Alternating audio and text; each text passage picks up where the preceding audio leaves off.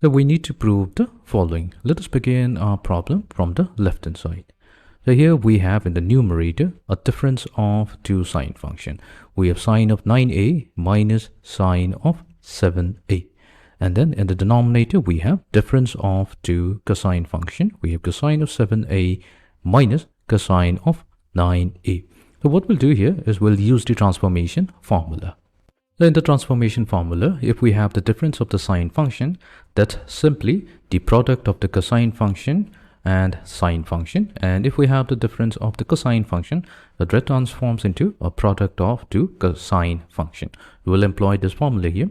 So here we have in the numerator sine alpha minus sine beta. So we will get 2 times cosine of, so we will consider 9a to be alpha and 7a to be beta. Similarly, in the denominator, we'll consider 7a to be alpha and 9a to be beta.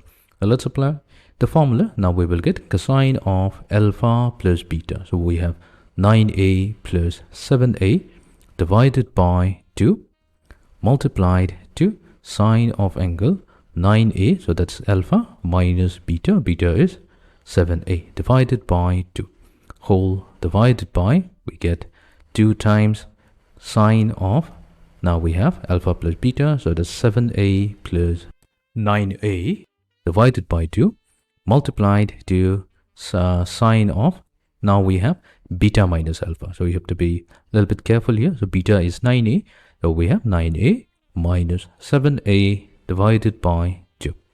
Okay, so we will now get 2 times cosine of the angle.